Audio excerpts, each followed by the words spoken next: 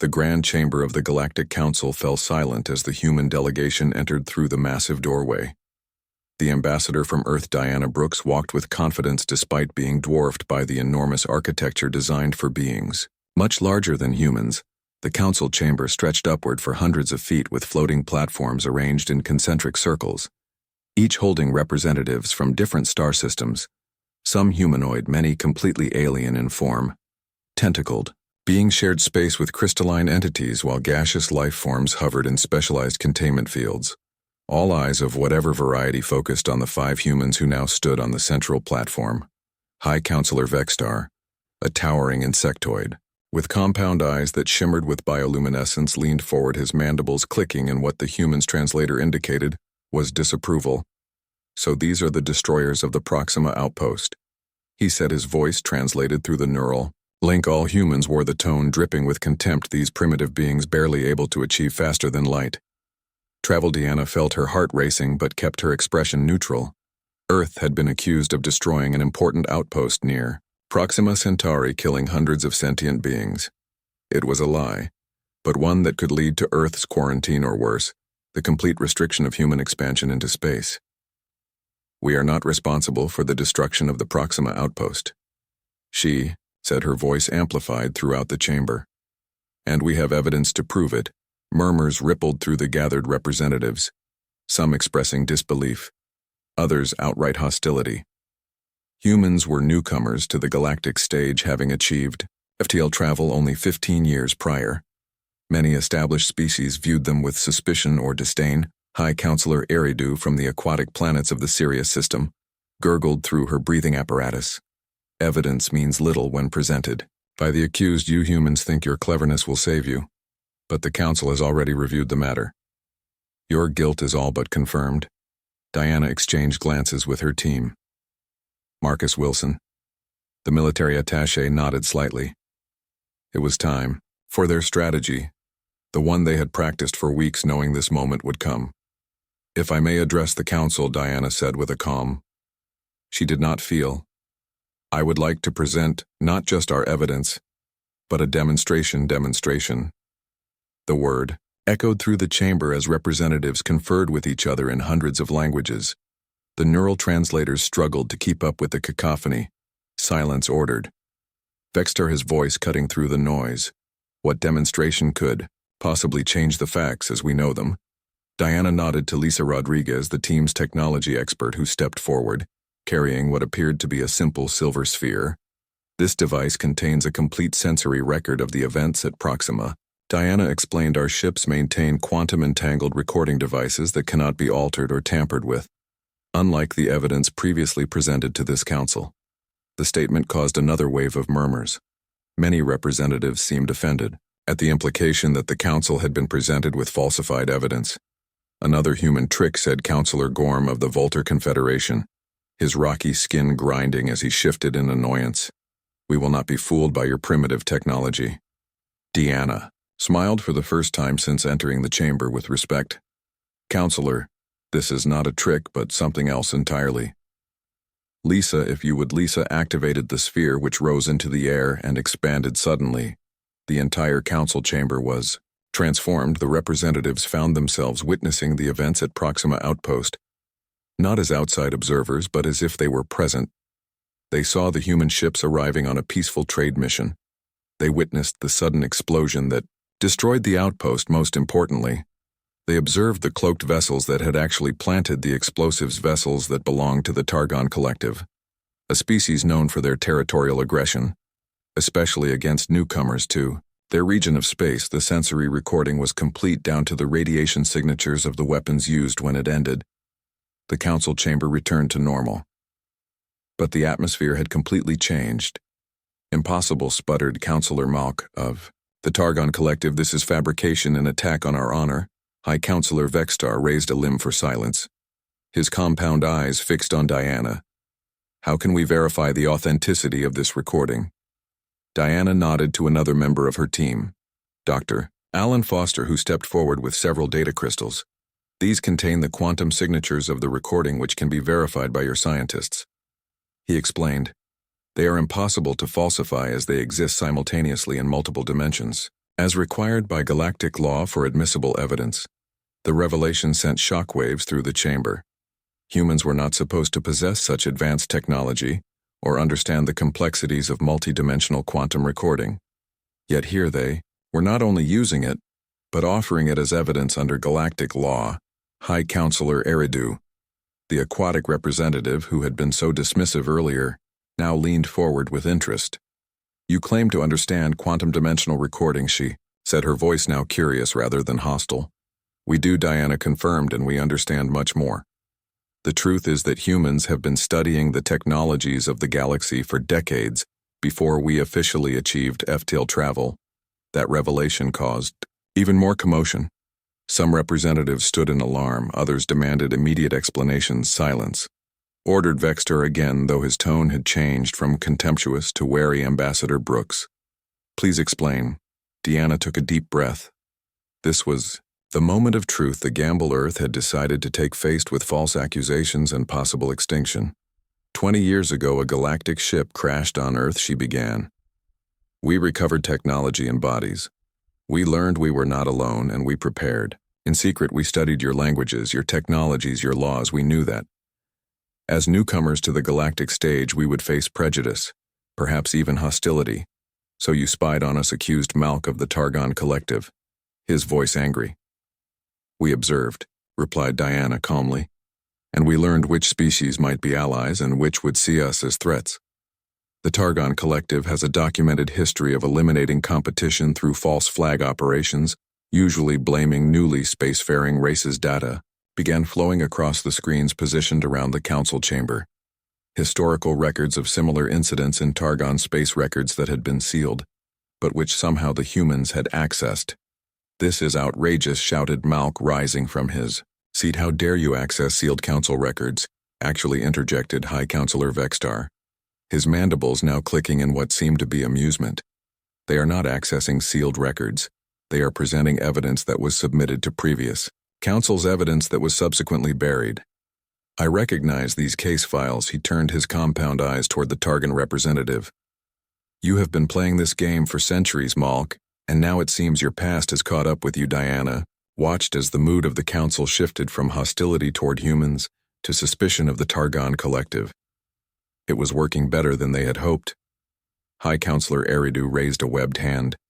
"Ambassador Brooks," she said, the voice from her translator, now respectful, "you have presented compelling evidence, but you have also admitted to covert observation of galactic affairs prior to your official first contact. How do you suggest we proceed?" Deanna looked at her team, then back at the council representatives. This was the critical moment, the one that would determine humanity's future among the stars. "We propose a full investigation," she said, "of both the Proxima incident and the Targon Collective's past activities. We will submit to any reasonable restrictions while the investigation proceeds, but we ask that Earth not be quarantined during this time." Vexter conferred with the other high counselors while the chamber buzzed with conversation. Finally, he raised all four of his upper limbs for silence. "The council finds the evidence presented sufficiently compelling to warrant a full investigation," he announced. "The Targon representatives will remain for questioning. Ambassador Brooks, you and your team will also be required to provide complete information on how you acquired your knowledge of galactic affairs prior to official first contact." Diana nodded her agreement, though she knew that Earth would only reveal what it had already planned to share. Some secrets would remain protected. As for your request regarding quarantine, Vextar continued, "It is unusual, but given the circumstances, we will grant conditional access to galactic space for human vessels. However, a council observer will be assigned to monitor all human space activities until our investigation is complete." It was more than they had hoped for. Diana allowed herself a small smile as she inclined her head in acceptance. "Thank you, High Counselor," she said. "Earth accepts these terms." As the human delegation was escorted from the central platform to their assigned quarters, Diana received a discreet message from General Harris back on Earth mission. Successful proceeding to Phase 2. Prepare for Revelation Protocol. The humans had won their first major diplomatic victory, but Diana knew this was just the beginning. The real challenge would be managing humanity's integration into galactic society. Now that they had revealed they were not the naive newcomers everyone had assumed they were, in their quarters, Marcus grinned. At Diana, that went better than expected. He said the recording completely changed their perspective, Lies. A nodded but frowned. We can use that trick again now they'll be watching us. The massive holographic displays surrounding the Galactic Council chambers showed Earth's solar system in alarming detail. A red pulsing light highlighted the unusual energy readings coming from Jupiter. Every alien representative in the vast circular hall leaned forward in their seats to observe the phenomenon. Ambassador Laura West stood alone on the central platform. Her formal diplomatic uniform stark against the swirling colors of the council chamber floor beneath her. The thousands of alien representatives from across the galaxy watched with expressions ranging from curiosity to outright hostility. High Elder Zorak of the Draconian Empire flared his scaled crest in obvious displeasure, his 7-foot frame imposing even from his elevated council seat. Ambassador West. He began, his voice rumbling through the translation system. Your species has been in possession of faster-than-light technology for barely 2 decades. Yet our sensors detect what appears to be a weapon of unprecedented scale being constructed in your outer solar system. Laura remained perfectly still. Her face betraying none of the anxiety she felt inside. Humanity was on trial, and the outcome would determine whether Earth would be welcomed into the galactic community or subjected to immediate containment, possibly even preemptive strikes. We detected the energy signature 3 standard months ago, continued Elder Pylon of the Alkari Confederation, her feathered head tilting as her avian eyes fixed on Laura. It bears similarity to quantum vacuum collapse technology, a weapon capable of destroying entire star systems. Murmurs rippled through the chamber as thousands of representatives conferred with their delegations, many species reaching for their emergency communication devices. The atmosphere grew tense with fear. Laura took a deep breath before speaking, her voice calm and measured. What you have detected is not a weapon, High Counselors. It is a transportation hub. Laughter erupted from several sections of the chamber. Transportation. Ambassador West inquired Elder Maylock of the Crystalline Collective, his voice chiming like breaking glass. Your species can barely manage stable wormhole creation for your handful of colony worlds. What possible transportation system would require energy signatures of this magnitude? The human ambassador nodded to her aide, who activated a small device. The holographic display changed, showing a complex network of quantum filaments surrounding Jupiter. What you are seeing is Project Gateway. Laura explained it is not designed to collapse quantum vacuums but to stabilize them, creating permanent transit corridors between distant points in the galaxy. Impossible, declared Elder Zorak, his tail lashing behind him. Such technology is theoretical. At best, your primitive species could not possibly have developed it before the ancient races of the Council. Laura smiled slightly, the first expression she had shown since entering the chamber with respect. Elder Zorak, we did not develop it alone. The statement caused immediate uproar. Delegates rose from their seats shouting questions and accusations. The security drones positioned around the chamber moved into alert positions, their weapons systems activating. Order, demanded Grand Arbiter Zalana, her forearms raised for silence. The ethereal administrator of council proceedings rarely spoke directly, but when she did, all others fell silent. Her species, the Etherians, were the oldest known civilization in the galaxy and had founded the council millennia ago. Ambassador West, she said, her voice melodic yet commanding. Explain yourself immediately. With whom have you collaborated on this technology? Laura nodded to her aide again, who transmitted new data to the council displays. The hologram shifted to show a fleet of ships unlike any design known to the council. Sleek obsidian vessels with organic curves and pulsing blue energy signatures. 6 years ago, Laura began, as Earth established its first extrasolar colonies. We encountered a species unknown to the council. They call themselves the Nomad Collective. They have existed in the spaces between galaxies for millions of years, traveling in self-contained arc ships. The revelation stunned the council chamber into silence. The very concept of an advanced spacefaring civilization unknown to the galactic database was almost unthinkable. The nomads have been observing our galaxy for centuries. Laura continued, but avoided contact with the council due to certain policies they found concerning. They approached humanity because they recognized in us a potential they had not seen in other species. And what potential might that be? demanded. Elder Zorak's suspicion evident in his voice. Laura met his gaze directly. Adaptability, Elder. Our willingness to change, to consider new ideas without the weight of millennia of tradition. The nomads have technology far beyond anything in council space, but they lack the cultural flexibility to implement new solutions. They found that quality in humanity. Ambassador XREL of the Centauri Alliance, a species known for their logical approach and technological expertise, leaned forward. What precisely is this Gateway project? He asked, his tone curious rather than hostile. The Gateway is a transportation network that uses quantum entanglement to create stable passages through subspace. Laura explained it would allow instantaneous travel between any 2 points in the galaxy without the limitations of conventional FTL travel. It would revolutionize interstellar commerce, exploration, and diplomacy. The implications were enormous. Current FTL technology required enormous energy expenditure and still took weeks or months to travel between distant star systems. A network like Gateway would transform galactic civilization overnight. And you expect us to believe, Grand Arbiter Xalana, said, her voice cool, that these nomads chose humanity, inexperienced and unproven over the established civilizations of the Council, to implement such technology? Laura nodded to her aide a third time.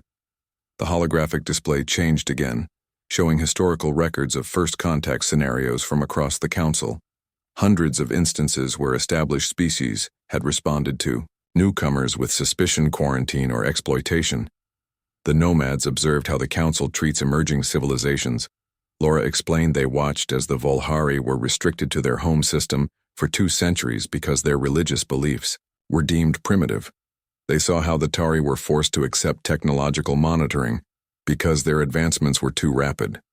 They witnessed the Kastari being manipulated into resource exploitation agreements that benefited Council races at their expense. This is outrageous, shouted Elder Zorak. How dare you access classified Council records? They are not your records, Ambassador, Laura replied calmly. They are the nomads' records. They have been watching and documenting Council activities for thousands of years. The revelation sent another shockwave through the chamber. The idea that an unknown civilization had been observing them, cataloging their actions, was deeply unsettling to many of the representatives. Grand Arbiter, Xalana studied Laura, her luminescent eyes unreadable. Even if what you say is true, Ambassador, why reveal this project now? Surely you understand the fear it would generate. Laura nodded. You deserve to know the truth before the Gateway activates in 6 standard days. Once operational, it will create access points throughout the galaxy. Anyone will be able to use them regardless of technological development or political standing. 6 days. Elder Mayalok exclaimed, his crystalline form vibrating with alarm. You cannot simply reshape galactic travel without Council approval. There are security protocols, economic considerations, political ramifications. Laura spread her hands. We are informing you now as a courtesy, but the project will proceed. The nomads and humanity believe that free movement is the right of all sentient beings, not a privilege to be granted by those with technological advantage. The chamber erupted again in protests. But this time, Grand Arbiter Xalana raised her hand for silence. Her expression thoughtful. Ambassador West, she said, I believe the Council would benefit from direct contact with these nomads before making any decisions regarding your Gateway project. Laura smiled. I was hoping you would say that, she replied. A nomad representative is prepared to address the Council directly with your permission. Selena conferred briefly with the other High Councilors, then nodded her agreement. The Council will hear this. Representative, Laura stepped back from the central platform, and the lights in the chamber dimmed suddenly. A figure appeared beside her, tall and humanoid but clearly not human. Its skin was midnight black with swirling patterns of blue energy, visible beneath the surface like veins of lightning. Its eyes were pure white with no visible pupils. Greetings, Galactic Council. The figure said, its voice resonating oddly, as if coming from everywhere at once. I am Navigator Vesh of the Nomad Collective. We have watched your civilizations grow for millennia. From the void between the stars, the chamber remained absolutely silent as the nomad continued. We have chosen humanity as our partners. Not despite their youth, but because of it. They possess a quality rare among established civilizations: the ability to see beyond their own perspectives, to adapt and grow without fear of change. Elder Zorak found his voice at last, his tone less hostile than before. "Why have you remained hidden from us all this time?" The nomad turned its luminous gaze toward him. "We have witnessed how the Council treats differences, Elder Zorak, how it fears what it cannot control. The Gateway Project represents a fundamental shift in power away from centralized authority and toward individual freedom of movement." The Galactic Council chambers hummed with tension as 5,000 representatives from across the Milky Way watched the central platform with a mixture of curiosity and disdain. A single human stood there, seemingly small and fragile compared to the massive architecture designed for beings of all shapes and sizes. Maria Reynolds, Ambassador of Earth, took a slow breath as she faced the semicircle of High Counselors, the most powerful beings in known space, each representing one of the founder species that had established the galactic community thousands of years before. Humanity had even discovered Fire High Counselor Drav of the Zentari. A towering reptilian with gleaming scales leaned forward, his voice booming through the translation. "Field your species petitions to join the Galactic Council as full members. Yet you have possessed faster than light travel for barely 30 years. What possible contribution could Earth make to our civilization that would warrant such an honor?" Maria remained calm, though her heart raced.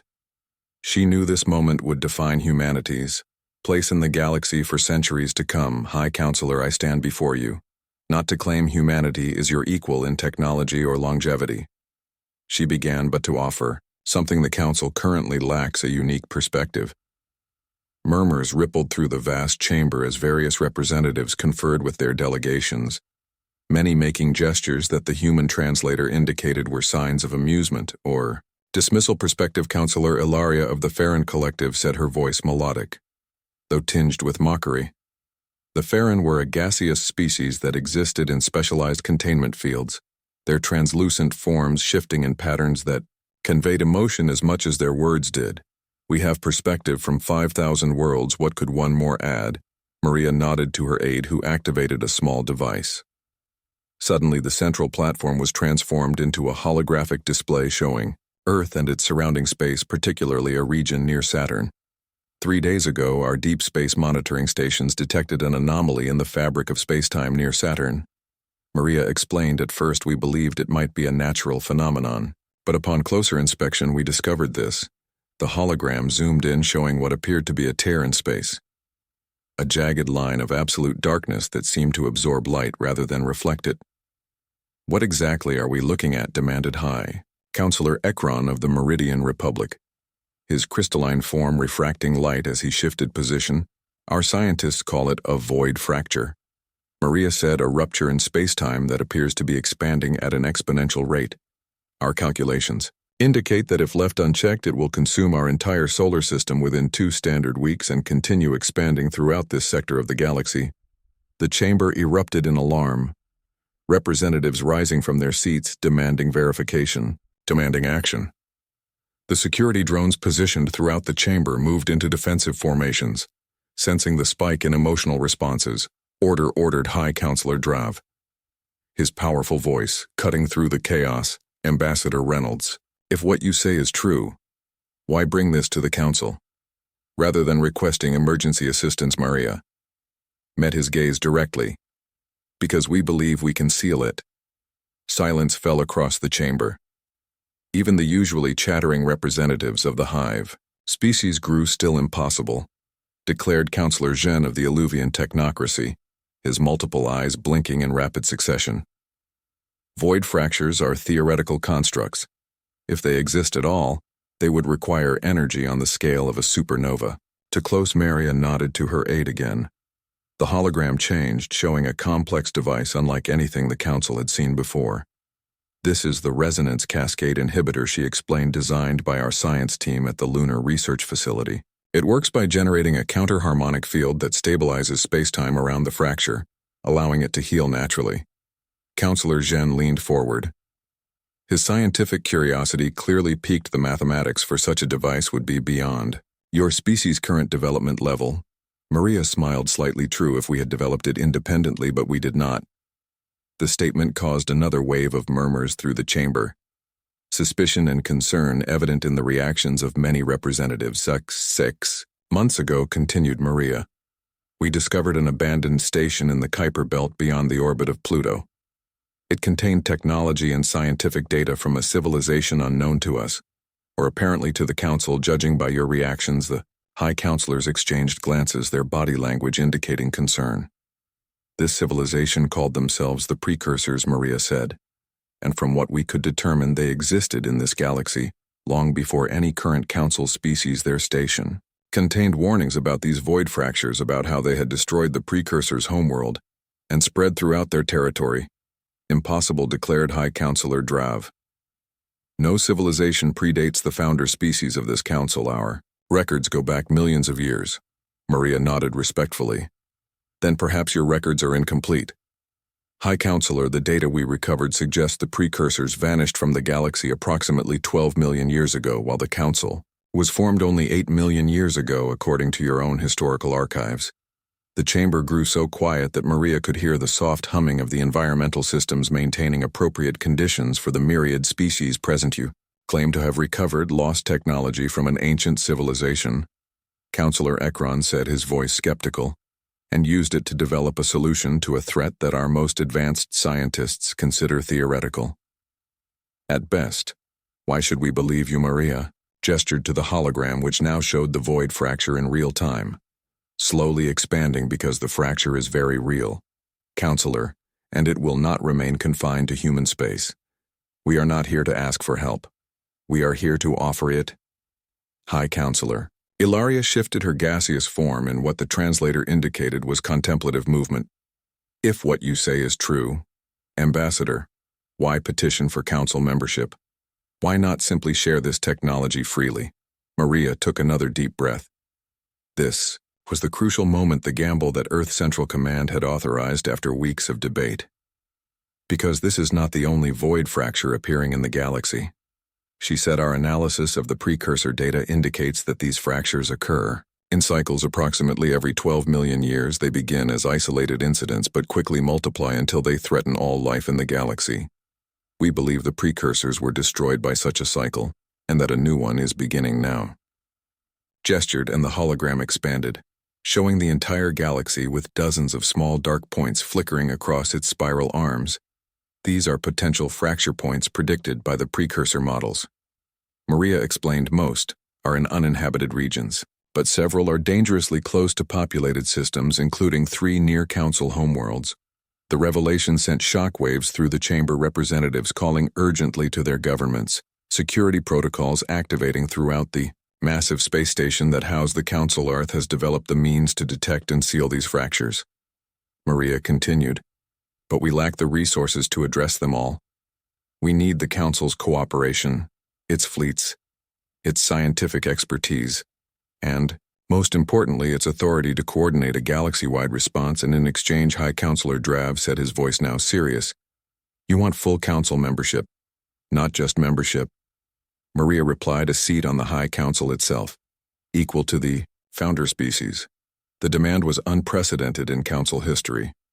Never had a species advanced from non-member status directly to the High Council.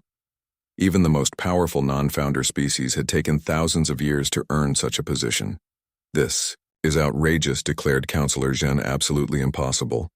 Maria looked around the chamber at the thousands of representatives, many now engaged in heated discussions with their delegations. I understand your reluctance, she said, but consider our position. Earth faces annihilation within weeks from a threat we barely understand using technology we have only begun to comprehend yet. Rather than keeping this knowledge to ourselves, we came here to warn you all, to offer our help, despite knowing that many in this chamber view humanity as barely civilized. She paused, letting her words sink in. The precursors left warnings not just about the void fractures, but about the response to them. They believed that only a united galaxy could survive. The coming cycle, that division and hierarchy would doom all life, is that not what the Council was founded to prevent division and conflict. High Counselor Drav studied Maria for a long moment. Your words are compelling, Ambassador, but we require verification of these claims before any decision can be made. Maria nodded. We anticipated that, High Counselor. We have brought the resonance cascade inhibitor with us and invite your scientists to examine it. We also offer complete access to the precursor data and to the station itself under appropriate supervision. The High Counselors conferred among themselves, their private communication channel excluded from the general translation field. Finally, High Counselor Ekron spoke. The Council will dispatch a scientific delegation to verify your claims, Ambassador Reynolds. He said, his voice formal. In the meantime, we will convene an emergency session to discuss the potential threat these void fractures represent. If verified, the appropriate response will be determined by council vote. The Galactic Council chambers fell into stunned silence as the massive holographic display above the central platform showed the destruction of the Thulian Defense Fleet 80 warships, among the most advanced in the galaxy, reduced to drifting debris in less than 5 minutes by an unknown enemy. High Counselor Thelax of the Arcturian Dominion slammed his fist against the ornate table, his crystalline exoskeleton emitting a sharp crack that echoed through the chamber. 3 billion citizens of the Council dead, their worlds burning, and you bring us nothing but excuses.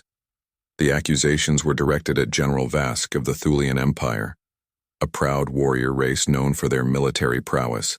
The general's normally blue skin had paled to a sickly gray as he faced the assembled representatives of over 1,000 spacefaring civilizations. The attack was unprecedented, High Counselor. He replied, his voice barely steady. We had no warning. Our sensors detected nothing until the enemy vessels were already within our defense perimeter. The central platform of the council chamber suddenly illuminated as a new figure requested recognition. The chamber's AI announced Delegate Taylor from Earth requesting emergency recognition. Murmurs spread through the assembled representatives. Earth was a newcomer to galactic politics, having achieved faster than light travel. Barely 2 decades earlier, its representatives were typically granted only observer status in council proceedings. High Counselor Thelax gestured impatiently. The human may speak. We will hear all perspectives in this crisis. John Taylor, Earth's chief delegate, stepped onto the platform. His simple blue uniform stark against the ornate garments of the other representatives. He was of average height for a human, with graying hair and the weathered face of someone who had seen combat, a stark contrast to the career politicians who typically represented council worlds, counselors, delegates. He began, his voice clear and direct. Earth wishes to present relevant information regarding the attacks on Thulian space. And what could primitives possibly know about such advanced aggression? Demanded Counselor Zael of the Meridian Concordat, his tentacles writhing in what the translator indicated was contempt. Your species can barely maintain your handful of colony world. Staler nodded to his aide, who activated a small device. Suddenly, the main holographic display changed, showing not the Thulian devastation, but Earth's own solar system, specifically a region of space near Jupiter. 6 months ago, Earth detected an anomaly in this region. Taylor explained, our deep space monitoring stations recorded a brief energy surge, followed by the appearance of 3 vessels of unknown configuration. The hologram zoomed in, showing sleek black ships with no visible propulsion systems or weapons arrays. Their design unlike anything known to council races. We attempted communication. Taylor continued, but received no response. When our patrol vessels approached, they were fired upon without warning. 2 ships were destroyed. The third managed to escape and transmit sensor data. He gestured, and the holographic display showed weapon signatures, energy readings, and tactical data. The attack lasted less than 2 minutes. Taylor said the enemy vessels then vanished, activated some form of drive technology our sensors could not identify. The council chamber had grown completely silent as the representatives absorbed this information. Why were we not informed of this encounter? Immediately demanded High Counselor Thelax. Taylor met his gaze directly. We submitted a full report through proper diplomatic channels. High Counselor, it was classified as speculative and dismissed by the Council's Preliminary Assessment Committee as insufficient evidence of credible threats. Several counselors shifted uncomfortably in their seats. Such committees were notorious for dismissing reports from non-council races, particularly newcomers, like humanity. The weapon signatures Taylor continued match those recorded during the Thulian attack. The ship configurations are identical. This is the same enemy. General Vask stepped forward, his posture now rigid with military discipline. You claim To have encountered these vessels 6 months ago and survived, why would they attack your patrol but obliterate our defense fleet? Fair question, Taylor acknowledged. The hologram shifted again. Showing relative size comparisons, our patrol consisted of 3 Corvette-class vessels with minimal armaments. They posed no strategic threat. Your fleet included dreadnoughts, carriers, and support vessels, a significant military force. The enemy appears to calibrate its response to the perceived threat. Level High Counselor Oren of the Farian Collective, a gaseous being contained within an environmental field, leaned forward. If what you say is true, Delegate Taylor, why bring this information forward? Now, what does Earth hope to gain? Taylor's expression remained neutral. Earth gains nothing from the destruction of Council worlds. High Counselor, we share this information because we believe these attacks will continue and escalate. As if to confirm his words, an urgent communication interrupted the proceedings, the holoprojector displaying a priority alert from the Vindicar system. Another Council world under attack. Chaos erupted as representatives demanded immediate action. Emergency evacuations, military responses, dozens speaking at once as the Council's orderly protocols collapsed under the weight of the crisis. Enough, shouted High Counselor Thelax, his voice amplified by the chamber's acoustics. We cannot respond effectively in disorder. Delegate Taylor, your species has encountered these aggressors and survived. What do you propose? Taylor nodded to his aide, who distributed data packets to the High Counselor's terminals. After our initial encounter, we developed countermeasures. He explained modified shield harmonics and sensor configurations that can detect the enemy vessels before they emerge from their unique form of subspace. The data scrolling across the Counselor's screens showed technical specifications beyond what most believed humanity capable of developing. You offered defensive technology, said Counselor Zayal suspiciously. What price does Earth demand for this assistance? Taylor looked around the chamber, meeting the eyes of various representatives. Your question reveals the heart of the problem, Counselor. He said. Earth asks nothing in return for sharing this technology. But your assumption that we must want something. Your instinctive distrust is precisely why the Council finds itself unprepared for this threat. He gestured to the holographic display, now showing multiple attack sites across Council space. The enemy, whoever they are, studies us before attacking. They observed Earth's patrol and Thulian's defense fleet before engaging. They likely observed the Council itself, its procedures, its politics, its divisions. Murmurs spread through the chamber as representatives considered this perspective. Earth requests immediate formation of a joint defense initiative. Taylor continued, with all Council races sharing military data, tactical assessments, and technological innovations without reservation. We face an existential threat that cannot be addressed by individual species. Acting alone. High Counselor Thelax conferred briefly with the other senior counselors. What you propose violates centuries of Council protocol regarding military technology. Exchange. Taylor's expression hardened with respect. High Counselor, the enemy has already violated your protocols by attacking without declaration of war. They destroy entire worlds without negotiation, or demands. They do not recognize your political boundaries or diplomatic traditions. If the Council cannot adapt more quickly than its enemy, it will not survive. The bluntness of the statement shocked many in the chamber. Council proceedings were typically conducted with elaborate diplomatic language and careful avoidance of direct confrontation. Before Thelax could respond, another emergency alert flashed across the main display, a third system under attack. This time, the Vinder colonies, home to over 5 billion Council citizens. General Vask studied the tactical display, his military training overriding political considerations. The human is correct, he said. We must coordinate our response immediately, or lose more worlds. Counselor Oren's gaseous form swirled in agitation. What guarantee do we have that these countermeasures will work? They are untested against a full-scale attack. They are not untested, Taylor replied quietly. The statement drew all eyes in the chamber back to him. Explain, demanded High Counselor Thelax. Taylor nodded to his aide. One final time, the holographic display changed, showing a region of space near one of Earth's colony worlds. Proxima Centauri. A battle was underway. 3 of the black enemy vessels engaged against what appeared to be a hastily assembled defense force of human and allied ships. This attack began 40 minutes ago. Taylor explained the enemy emerged near our colony world, following the same pattern as the Thulian attack. Our defense forces were waiting with the countermeasures implemented. The Council watched in stunned silence as the human ships, while taking damage, managed to disable one enemy vessel and force the others to retreat. We transmit this data to you now as proof that the countermeasures have practical combat applications, Taylor said, but we need Council resources to implement them on a galactic scale. Earth cannot defend the galaxy. Alone High Counselor Thelax rose from his seat in the ancient protocol that indicated executive decision. The Council, the Grand Chamber of the Galactic Council, had never been so silent. 5,000 representatives from across the galaxy sat motionless as they watched the holographic display above the central platform. It showed a human woman standing alone in a barren landscape, facing what appeared to be a massive wall of darkness that consumed everything in its path. High Counselor Vrax of the Andraxian Federation leaned forward, his 6 eyes narrowing as he studied the footage. "This is authentic?" he asked, his voice cutting through the silence.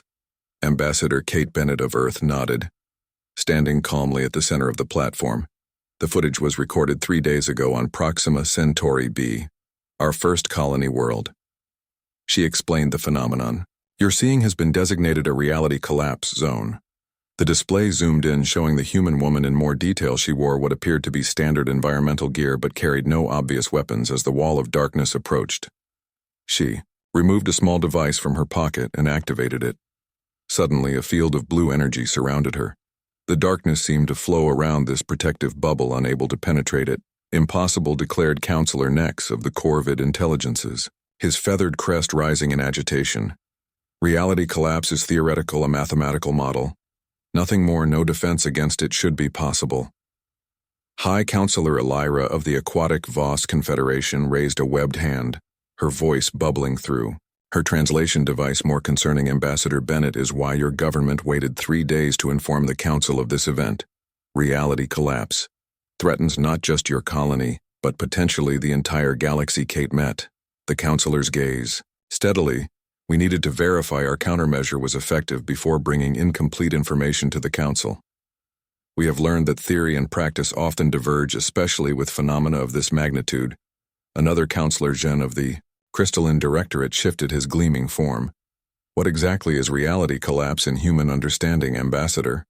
Our scientists have theorized about it for centuries but have never observed it." Kate gestured and the holographic display changed, showing complex equations and models a tear in the fundamental fabric of spacetime. She explained, "Not simply a spatial or temporal anomaly, but a complete breakdown of physical laws. The collapse zone expands at an exponential rate, consuming all matter and energy it encounters and converting it to nothing recognizable to our universe." The implications were clear and terrifying. If such a phenomenon could not be contained, it would eventually consume everything. "What caused this, Counselor Nex?" demanded, his voice sharp with fear. Kate's expression remained neutral. "That is the question that most concerns us," she said. "In the 30 years since humanity achieved faster than light travel, we have established 12 colony worlds, all relatively close to Earth. Within 50 light years, the reality collapse appeared simultaneously on 3 of these worlds," simultaneously repeated High Counselor Varax, his voice now carrying a hint of suspicion. "What are the statistical probabilities of that?" "Ambassador, vanishingly small," Kate acknowledged, indicating it was no natural phenomenon. The Council chamber erupted in murmurs as representatives conferred with their delegations and scientific advisors. The implications were clear. This was not an accident but an attack of some kind. "You believe someone or something triggered these events deliberately," said High Counselor Elira. Kate nodded. "We do. Evidence suggests the collapse zones were artificially generated. They appeared at precisely the same moment to the microsecond. Despite the light years separating the affected worlds, that level of coordination indicates intelligent action." High Counselor Vrax's expression darkened. "And you suspect a council race?" he said. It was not a question. Kate met his gaze directly. "We make no accusations without evidence, High Counselor. But we request the Council's assistance in investigating this threat. It affects not just humanity, but all spacefaring civilizations. If reality collapse can be weaponized, nowhere in the galaxy is safe. The High Counselors conferred briefly among themselves. Then Vrak spoke. You mentioned a countermeasure, Ambassador, one that appears effective against a phenomenon. Our greatest scientist believed indefensible, explained Kate, nodded to her aide who activated another display showing the device used in the recording in detail. It generates a localized bubble of stabilized spacetime, she explained, essentially reinforcing the fundamental constants of our universe within, its field preventing the collapse from propagating through the protected area, and your species developed this technology. Independently? Asked Counselor Zhen. Skepticism evident in his tone. No, Kate said simply, we did not. The admission sent another wave of murmurs through the chamber, then where Counselor next began. 5 years ago, Kate continued, a vessel of unknown origin appeared in our solar system. It was severely damaged, barely maintaining structural integrity before our ships could render assistance. It transmitted a massive data package to Earth, then self-destructed. We spent years deciphering the information it contained, warnings about reality, collapse, detailed scientific knowledge far beyond our understanding, and instructions for building the stabilizer technology. She paused, letting the information sink in. We believe the vessel came from a civilization destroyed by reality collapse, perhaps one that failed to develop an effective countermeasure in time or was overwhelmed before they could deploy it widely. And you kept this encounter secret from the Council, said High Counselor Vrax, his tone accusatory. Kate remained composed. We informed the Council of an unidentified vessel in our system as required by the preliminary membership protocols. The Council's response was that as an observational member species, humanity should focus on its own development and leave investigation of anomalous phenomena to more experienced races. The matter was classified and dismissed. Several counselors shifted uncomfortably in their seats. Such dismissals of reports from newer species were not uncommon. We continued our research independently, Kate said, and when the collapse zones appeared, we were prepared with functional countermeasures. We have since expanded the technology from personal devices to larger field generators, capable of protecting entire settlements. The main holographic display changed, showing human colonies surrounded by massive blue energy fields, holding back the encroaching darkness. High Counselor Elira leaned forward. What do you seek from the Council, Ambassador Bennett? Kate straightened her posture. The reality collapse has been contained at our colonies but continues to expand in unpopulated space. We estimate that within 6 standard months it will reach the nearest Council worlds. Within 2 years it could threaten core worlds of the major civilizations. She gestured, and the holographic display showed a simulation of the expanding collapse, zones, their growth accelerating as they consumed more space Earth requests. Full Council membership and immediate sharing of our countermeasure technology throughout Council space. Kate said, every world, every station, every vessel must be equipped with stabilizer fields before the collapse reaches them. Counselor Nex's feathers ruffled, and what the translator indicated was indignation. You offer technology in exchange for membership, a transparent attempt to leverage a crisis for political gain. Kate's expression hardened slightly. Our offer is not conditional, Counselor. We will share the technology regardless of your decision on our membership. But understand this, we have already deployed automated probes with stabilizer technology. To every human settlement and vessel we can protect our people with or without Council approval.